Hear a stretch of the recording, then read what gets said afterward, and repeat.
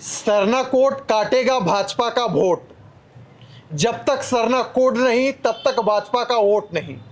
जी हाँ, झारखंड में विधानसभा का चुनाव होने वाला है। ऐसे में ये जो शब्दों का लहर है आदिवासी समाज के बीच गूंज रहा है। यह जो शब्द था या स्लोगन था यह मेरा नहीं था, बल्कि आदिवासी समाज का था। झारखंड में विधानसभा चुनाव को देखते हुए सरना धर्म कोड एक बड़ा मुद्दा बन चुका है और आदिवासी संगठन लगातार मांग कर रहे हैं कि जल्द से जल्द झारखंड में सरना धर्म कोड लागू होनी चाहिए। आखिरकार सरना धर्म कोड कैसे काटेगा भाजपा का वोट, इस पर आज हम चर्चा करेंगे। हमारे साथ वरिष्ठ पत्रकार उदय चौहान और निरंजन भारती इस वक्त हमारे साथ मौजूद हैं।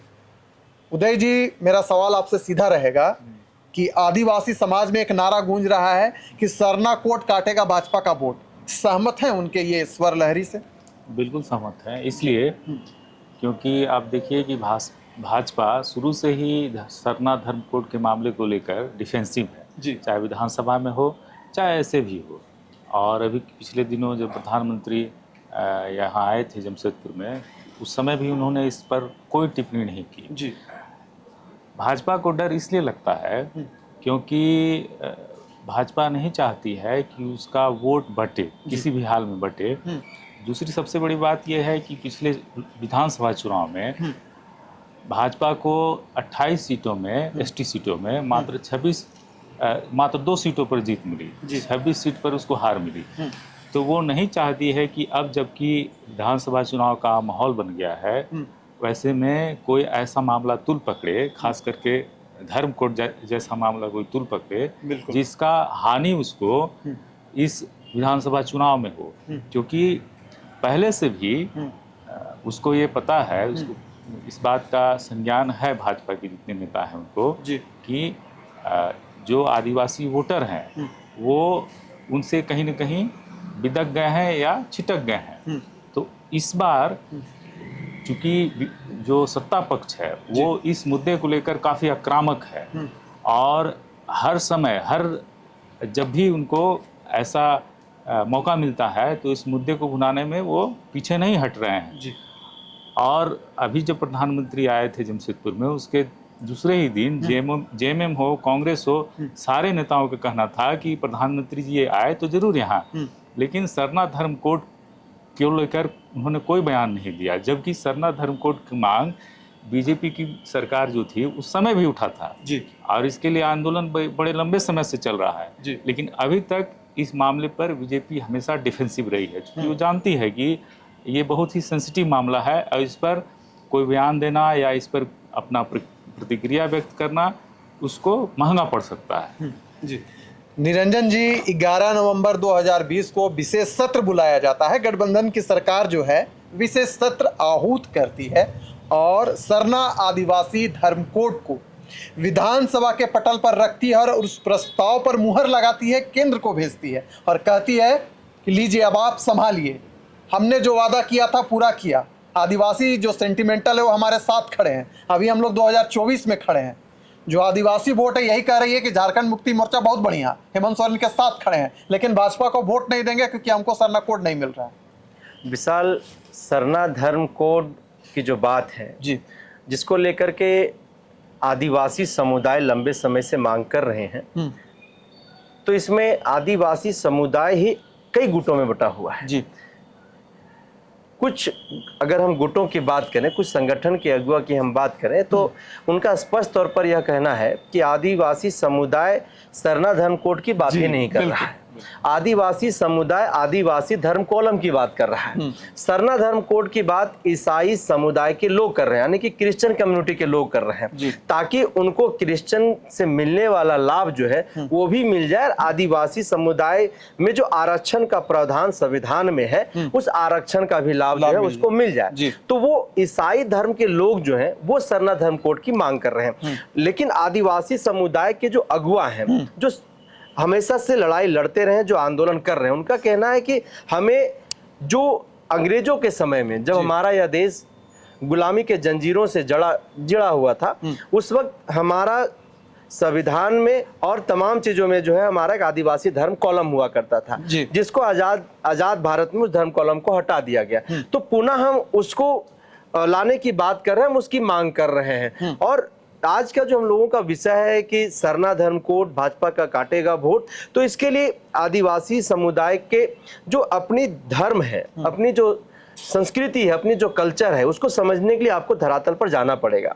इसलिए जो भी हिंदू संगठन के लोग यह कह रहे हैं कि सरना सनातन एक है, सरना सनातन भाई भाई, सरना हिंदू है, तो उन लोगों को ग्रास रूट पर जाना चाहिए, गांव घर जाना चाहिए और गांव घर में जा करके सरना धर्म कोड या फिर आदिवासी धर्म कॉलम क्यों जरूरी है उसको तब जाकर के पता चलेगा। क्योंकि आप देखिए कि जब आदिवासी समुदाय कुछ नया काम करता है, जब कुछ नए चीजों को सामने लेकर के आता है, मान लीजिए घर बनाया है, अगर घर का वो पूजा पाठ कर रहा है या फिर कोई महोत्सव की शुरुआत कर रहा है, तो उस वक्त जो है वो भेड़वा फाड़ एक उनका अपना एक पद्धति उस तरीके से जो है उसकी वो शुरुआत करता है। वहीं पर अगर हम हिंदू समाज की बात करें, हिंदू धर्म की हम बात करें, तो वो सत्यनारायण भगवान की पूजा करता है, गणेश भगवान की पूजा करता है, तो दोनों की जो पद्धति है वो बिल्कुल अलग है। ऐसे में आप ये बिल्कुल भी नहीं कह सकते हैं कि सरना सनातन एक है, आदिवासी जो है वो हिंदू है। तो ऐसे कई बातें जो है वो समझने के लिए आपको जो है वो धरातल पर जाना पड़ेगा। ऐसे कई बातें हैं जो लोगों की मैच नहीं करता है, जैसे इन जतरा हो गया, ढोल जतरा हो गया, सोहराय जतरा हो गया, दसाई जतरा हो गया, तो ऐसे कई प्रकार के जतरा है। और यह जतरा तब होता है जब हिंदू समाज का मान लीजिए कभी दीपावली है तो कभी रामनवमी पूजा है, तो ऐसे कई फेस्टिवल जो है हिंदू समाज का अपना चलता है, जहां पर वो ना तो वो बलि दे सकते हैं, ना ही वो इस तरीके का जो आदिवासियों की जो संस्कृति कल्चर की जो पूजा पद्धति है वो वहां उस तरीके से उसको जो है वो फॉलो कर सकते हैं। तो हिंदू समाज से बिल्कुल अलग जो है वो आदिवासी कल्चर है, कुछ चीजें मिलती है, इसको भी नकारा नहीं जा सकता है। विशाल उदय जी, अगर हम कोल्हान की बात करें तो चंपाई सोरेन भारतीय जनता पार्टी में शामिल हो गए हैं, सीता सोरेन हो, गीता कुकोड़ा हो, सभी भारतीय जनता पार्टी में आ गए हैं। लोबिन हेम्ब्रम का भी जोरदार तरीके से भाजपा कार्यालय में स्वागत हुआ था। यानी कि जो आदिवासी चेहरे हैं झारखंड में, उनको भारतीय जनता पार्टी अपने खेमे में तो लाने में सफल हो गई है। लेकिन क्या 2024 के चुनाव में सरना धर्म कोड पर बिना कुछ बोले, यानी कि किनारा करते हुए, भारतीय जनता पार्टी के लिए आसान होगा इस बार का चुनाव पर फतेह हासिल करना? बिल्कुल आसान नहीं होगा जी। वो इसलिए आसान नहीं होगा क्योंकि सरना धर्म कोड की जो मांग है वो अब तूल पकड़ चुकी है और आदिवासी कई संगठन इस पर मुखर होकर सामने आ गए हैं जी। इसीलिए आप देखिएगा कि भाजपा की ओर से कहीं न कहीं इस मुद्दे पर कोई चर्चा नहीं की जा रही है और बांग्लादेशी घुसपैठ का मामला उठाया जा रहा है जी। इसके साथ ही भ्रष्टाचार का मामला उठाया जा रहा है, कई अन्य मामले भी उठाए जा रहे हैं, लेकिन सरना धर्म कोड को लेकर उसके कोई बड़े जो नेता हैं, बड़े चेहरे हैं, उस पर कुछ अपना बयान नहीं दे रहे हैं। यहाँ तक कि चंपाई सोरेन भी इस पर कोई अपना प्रतिक्रिया व्यक्त नहीं कर रहे हैं। वो बांग्लादेशी घुसपैठ पर बात करते हैं जी कि बांग्लादेशी घुसपैठ के कारण संथाल परगना में आदिवासियों की अस्तित्व खतरे में है जी, बहुत चुनौतीपूर्ण हो चुका है। लेकिन इस मुद्दे पर कभी कुछ बोलने के लिए कोई तैयार नहीं है। इसका मतलब ये हुआ कि बिल्कुल वो मान के चल रहे हैं कि इस मुद्दे में अपना राय रखना, इसका मतलब है कि विपक्ष या सत्ता दल को एक मौका दे देना, इसलिए कि सत्ताधारी विपक्ष की ओर से हेमंत सोरेन जो है वो अक्सर इस मुद्दे पर आक्रामक होकर बोलते आए हैं जी। और वो जानते हैं, हेमंत सोरेन इस बात को अच्छी तरह से जानते हैं कि ये मामला जो है भाजपा के गले की फांस बन चुका है जी। इसलिए वो भाजपा के लिए बहुत मुश्किल है इस मामले को उठाना, इस मामले पर बोलना जी। निरंजन जी, एक और भारतीय जनता पार्टी, जैसा उदय जी ने कहा बिल्कुल सही है कि भारतीय जनता पार्टी है सो बांग्लादेशी घुसपैठिए का मुद्दा उठा रही है। यह कह रही है कि 5 वर्षों में जो हेमंत सोरेन की सरकार है वह बिल्कुल तरह से फेल हो चुकी है। यह सरकार केवल लूट खसोट और भ्रष्टाचार में ओतप्रोत है, केवल ट्रांसफर और पोस्टिंग होता रहा। लेकिन अगर हम दूसरी ओर देखें, हेमंत सोरेन कई सारी योजनाओं को ला रहे हैं, यानी भारतीय जनता पार्टी ए में बैटिंग कर रही है तो हेमंत सोरेन जाकर बी में बैटिंग कर दे रहे हैं। दूसरी ओर सरना धर्म कोड की अगर हम बात करें तो भारतीय जनता पार्टी बांग्लादेशी घुसपैठिए कर रही थी, तो वहीं हेमंत सोरेन ने एक पोस्ट डाल दिया कि सरना धर्म कोड पर केंद्र का इतना सुस्त रवैया क्यों, यानी कि तू डाल तो हम पात वाली जो कहावत है उसको कहीं ना कहीं हेमंत सोरेन अच्छे से खेल रहे हैं। बिल्कुल विशाल, 2019 का विधानसभा चुनाव से कहीं ना कहीं भाजपा को सीख लेनी चाहिए, क्योंकि 2019 के विधानसभा के चुनाव आप देखिए तो हेमंत सोरेन ने देखा कि 28 में से 26 सीटें जो है वो हमारे झोली में आई है जी। तो कहीं ना कहीं हेमंत सोरेन अपने समुदाय, अपने जाति, अपने धर्म के लोगों की ताकत को पहचानते हैं, उनकी नब्ज को जानते हैं जी। और जिस तरह से हेमंत सोरेन एक के बाद एक नई पारी खेल रहे हैं, एक के बाद एक नई योजनाओं को लेकर के आ रहे हैं और खास करके संथाल और कोल्हान के क्षेत्र में अपने समुदाय, जिस समुदाय से वो आते हैं, अपने समुदाय के प्रति जिस तरीके से उनका झुकाव है, तो वो झुकाव भाजपा के लिए कहीं ना कहीं भारी दिखाई दे रहा है। इसलिए दिखाई दे रहा है क्योंकि आप देखिए कि पिछले लोकसभा के चुनाव में भी भाजपा का मुद्दा कहीं ना कहीं बांग्लादेशी घुसपैठ झारखंड में रहा और इस मुद्दे पर भाजपा पूरी तरीके से यहाँ पर विफल हुई, फिसली साबित हुई। उसके बावजूद भी भाजपा उससे सीख नहीं पाई और भाजपा वर्तमान में भी उसी बांग्लादेशी घुसपैठ के मुद्दे पर जो है वो झारखंड में परिवर्तन यात्रा करने जा रही है। और दूसरी बात यह है कि जो ट्रांसफर पोस्टिंग की बात है, जैसा कि आपने सवाल किया विशाल, तो ट्रांसफर पोस्टिंग ये हर सरकार में जो है कहीं ना कहीं होता है, ये कोई बड़ा बात नहीं है। उसके बाद यहाँ पर जो मामला आकर के बार बार अटक रहा है वो लटक रहा है सरना धर्म कोड को लेकर के।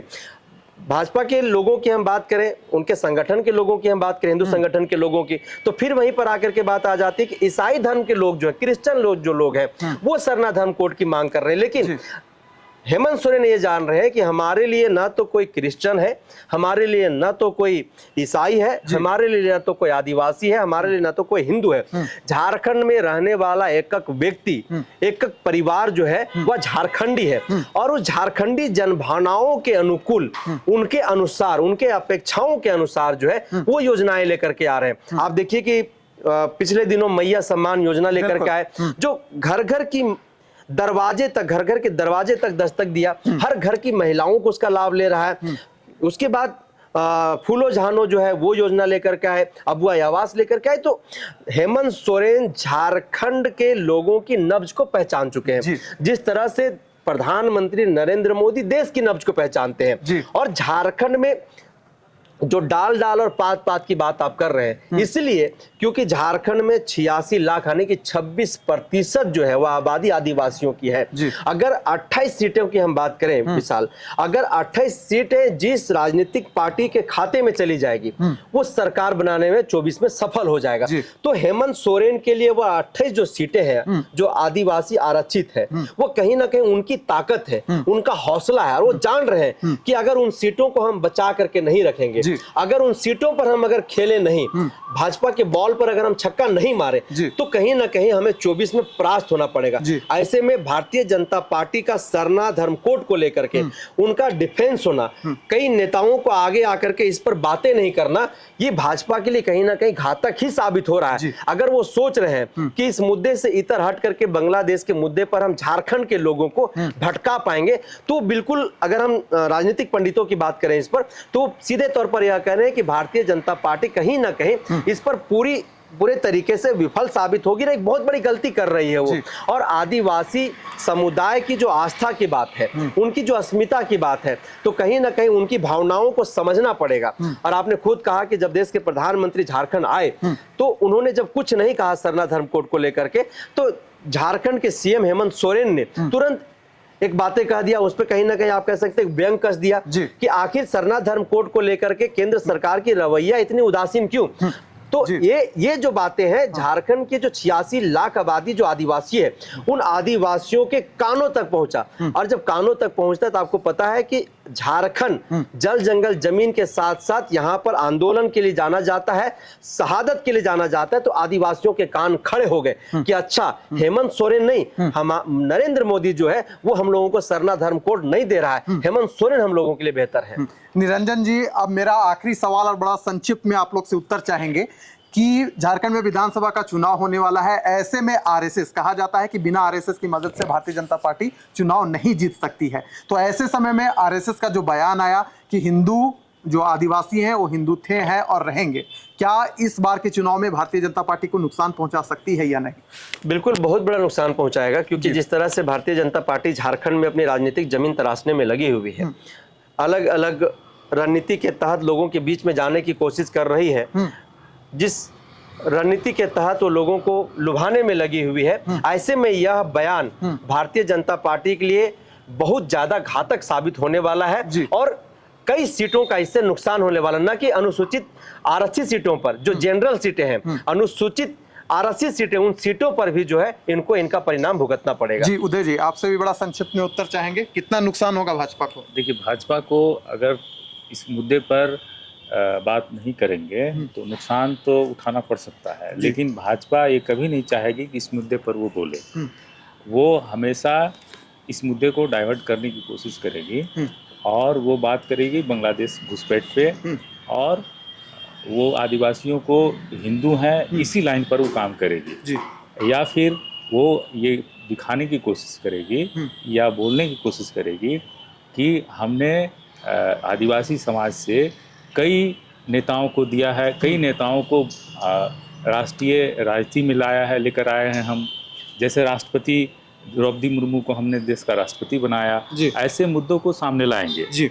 लेकिन वो इस सरना धर्म कोड पर डिफेंसिव ही रहेंगे जी।